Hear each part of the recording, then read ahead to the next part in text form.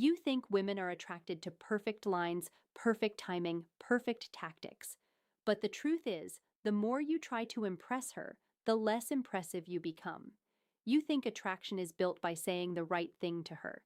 But what changes everything is what your energy says about you before your mouth even opens. The two magic words are not some slick pickup trick. They're not a cheat code. They're not a line you whisper with a fake smile and nervous hands. The two magic words are, I decide, that's it. And if that sounds too simple, good. Truth usually does. If you need reminders like this, real reminders, not comfort, not fantasy, not recycled nonsense, subscribe now because most men do not need more entertainment. They need correction. They need truth repeated until it becomes identity. They need a voice that cuts through the fog when they're about to betray themselves again. Here's what it really means when a man says, I decide. It means he decides his standards. He decides his pace. He decides what he accepts, what he rejects, what he builds, what he protects, and who gets access to his time, his attention, his body, his future. And the second a woman feels that you are a man who can decide, not a man waiting to be chosen so he can finally feel valuable, your entire presence changes. Because attraction is not just about charm, it is about gravity. Most men get this backwards. They think attraction comes from effort. More texts, more compliments, more availability, more explaining, more performing. They think if they can just be more interesting, more understanding, more patient, more pleasing, she'll finally see their worth. No, she sees exactly what you're doing. She sees a man auditioning. She sees a man negotiating for approval. She sees a man who is trying to purchase desire with obedience. That's called neediness. And neediness is not just wanting someone. Neediness is handing someone else the authority to define your value. Neediness is when your mood changes because she took 3 hours to reply. Neediness is when you say yes before you even check your own schedule. Neediness is when you pretend you're fine with disrespect because you're afraid that one boundary will make her leave. Neediness is when you study how to get her, instead of studying why you keep abandoning yourself in the process. Hard truth. Women are not deeply attracted to a man they can feel begging underneath the surface, even if the begging is polite, even if it's hidden behind kindness, even if it's dressed up as romance. If your energy says, please pick me so I can feel like enough, she will feel the weight of that. And people do not relax around emotional hunger. They either use it, pity it, or run from it. Why does this happen? Because too many men were taught to confuse pursuit with self-erasure. You were taught that if you care, you prove it by overextending, by chasing harder, by tolerating more, by being endlessly available, by making her the center while you slowly disappear from your own life. You weren't taught grounded masculinity. You were taught approval addiction with better lighting. So you become hyper-focused on the woman and disconnected from the man. You stop listening to your instincts. You stop honoring your time. You stop being honest about what bothers you. You stop asking whether you even like her character because you're too busy hoping she likes yours. You stop leading your own life. You stop. You stop. You stop. And then you wonder why attraction dies. Because attraction cannot breathe inside desperation. A woman might enjoy attention from a man who has no center. She might even entertain him for a while. But deep down, what she trusts is firmness. What she feels is congruence.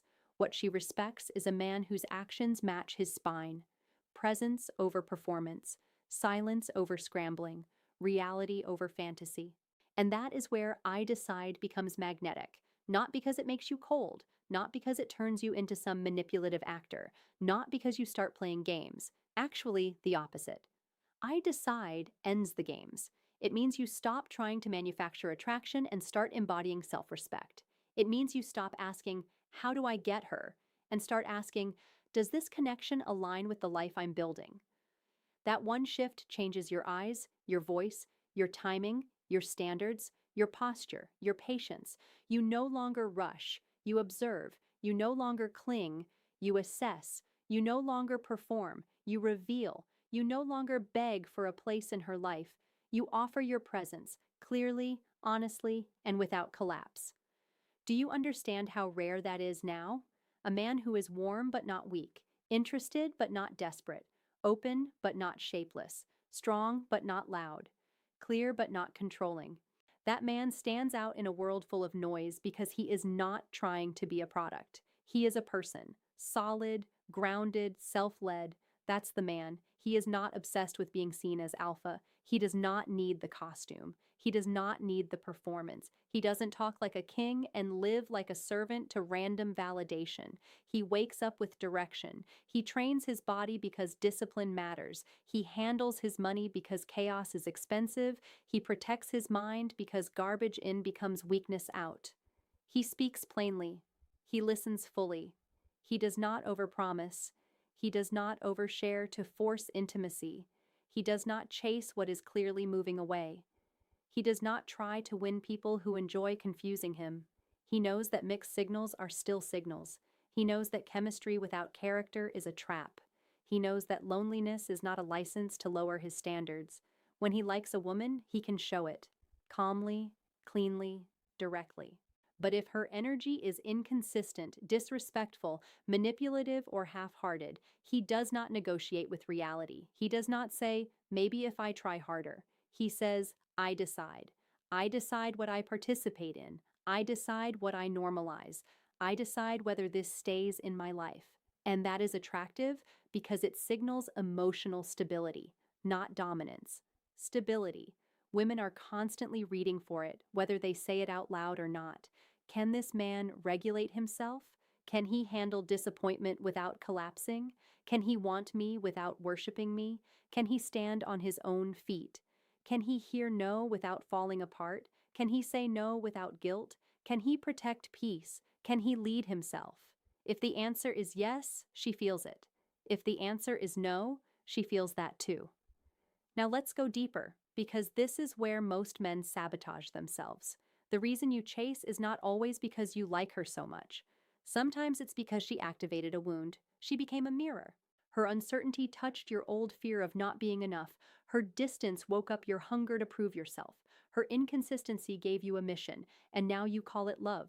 No, a lot of the time that's not love. That's unresolved pain looking for a victory. That's called compulsion. And compulsion will make you do stupid things with a straight face. It will make you text again when silence already answered. It will make you over-explain simple boundaries. It will make you fantasize about a future with a person who hasn't shown you basic consistency in the present. It will make you tolerate disrespect because you're attached to potential. It will make you ignore the obvious because the truth would force you to choose yourself. That cost is not small. It costs your clarity. It costs your focus. It costs your confidence. It costs your work, your sleep, your routine, your peace. It makes you emotionally noisy. And emotional noise is expensive. You start checking your phone like a man waiting for oxygen.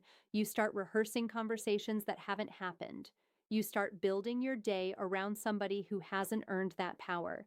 And the worst part? You call that passion when it's really self-abandonment. So reframe it. The goal is not to make any woman want you. The goal is to become the man who does not need to betray himself to experience connection. Read that again in your mind. The goal is not unlimited access to women. The goal is self-respect so strong that your standards become visible from across the room. And yes, ironically, that is exactly what makes you more attractive. Because a man with standards creates polarity. He is not for everyone. Good. He shouldn't be. He is not trying to be universally approved. He is trying to be internally aligned, and alignment has a different smell, different weight, different power. You can hear it in how he speaks. He doesn't rush to fill silence because he is not afraid of silence. He doesn't agree just to be liked because agreement is not his religion. He doesn't push for closeness that hasn't been earned because he respects pacing. He doesn't chase fantasy because his life is already anchored in purpose. So what do? First, stop treating attraction like a courtroom where you must prove your worth. Stop arguing your case. Stop sending paragraphs to people committed to misunderstanding you. Stop auditioning for those who benefit from your confusion. Stop trying to look good at the cost of being real. Stop confusing availability with value. Stop calling your anxiety intuition. Stop romanticizing people who disturb your nervous system. Then do this. Slow down your response time internally, not as a tactic, but as discipline. Before you text, before you agree, before you react, ask yourself one question. What would a self-respecting man choose here? Not a bitter man, not a detached robot, a self-respecting man. Then do that. Speak directly. If you're interested, say it without theatrics. If something bothers you, address it once, calmly. If the behavior continues, step back. No speeches, no threats, no drama, just movement. That's power, not volume, movement. Build a life that does not leave you starving for female attention. Train, work, read, create. Clean up your room, clean up your finances, clean up your habits, keep promises to yourself. Fill your days with things that make you respect the man in the mirror. Because when you respect yourself, you stop reaching for women to supply what your own discipline should have built. Redirect your energy away from obsession and into construction. If you're always thinking about her, you are underbuilt. If one woman's mixed signals can derail your week, your foundation is too thin. Fix the foundation. Get stronger. Get busier with what matters, not as avoidance, as restoration.